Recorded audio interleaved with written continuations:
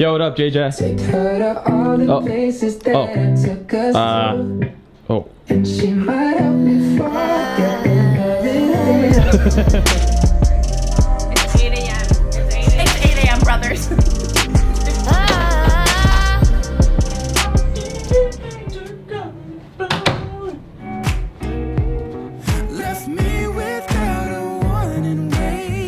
Yo, what up, guys? Today's video is according to Hannah Burton. For your next video, can you post about how to not be awkward? I think that's funny, guys, because I responded to that.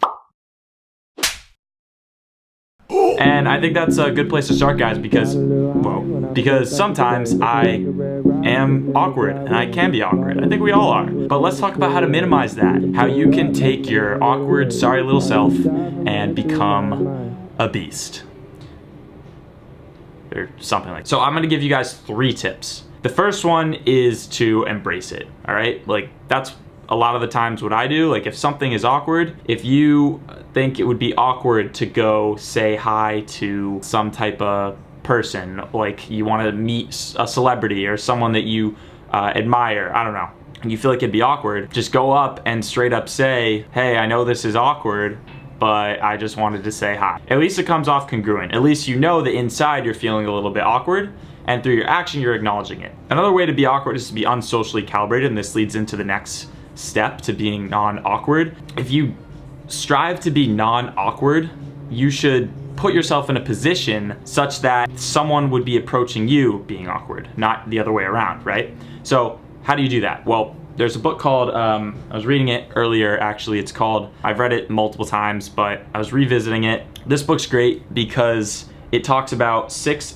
ways that you can position yourself in an influential manner, so that pretty much if you guys think of like the most charismatic people you know, like, you know, celebrities or public figures or, you know, authoritative figures, none of them are awkward at all, right? So use this book, use the principles in here. You can kind of Google the 6 principles. I'll run you through a few. If you implement them into your life, there's like no way you're going to be awkward. I mean, you might, but like, why would you be? Because you have all these other, the guy calls it click and whir things going for you, such that if you have them as a part of your life, you don't really even need to do anything, and you just come off really charismatic. A couple examples. One is social proofs. I mean, this is huge. Like, if you have social proof, which is basically people around you that think you're cool, think you're a good person, think that you're high value, then other people, just by association of them thinking that you're cool or whatever trait you're looking to be, everyone else is going to think that too, because other people already think that about you. If you have a bunch of people around you and you're in a public setting and you want to introduce yourself to somebody else, rather than going up and saying hi to that person, have one of your friends go meet them and then introduce them to you. The next principle is called the law of reciprocity. Now, this is probably one of the most powerful ones. It's 100% been used on you by various people, religious groups, or people trying to sell a product. And basically what it is, I mean, I use it. I'm using it on you right now. When somebody gives you something, it's like a law of your biology that you feel like you have to give them something back. So if I give you this video, for example, you're gonna feel the need to like it because you're watching all this way. I haven't asked you for anything. I'm literally just giving you something, and you wanna give me something back.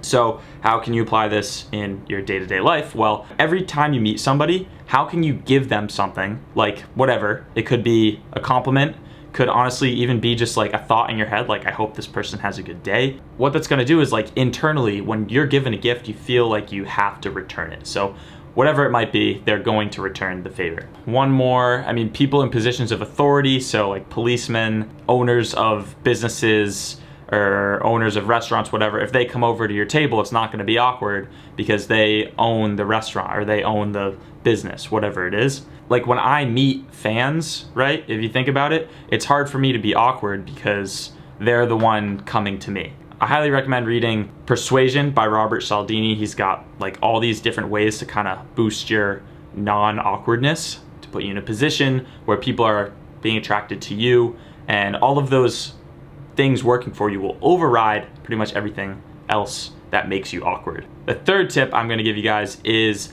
to eliminate the thought of awkwardness from your entire reticular activation system, which is basically what you place your attention on. So don't even think about being awkward. Like, if you think to yourself, is this going to be awkward if I do this?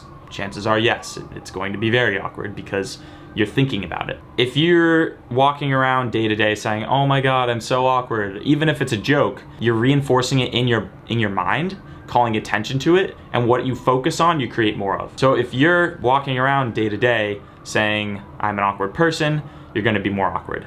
Instead, replace it with a positive trait. Even if you are the most awkward person in the world, just replace the language of awkwardness with suave, charisma. Tell yourself, like, write it down on a piece of paper every morning.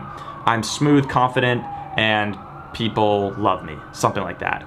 Or I'm extremely charismatic. Everything I say is powerful. I don't know.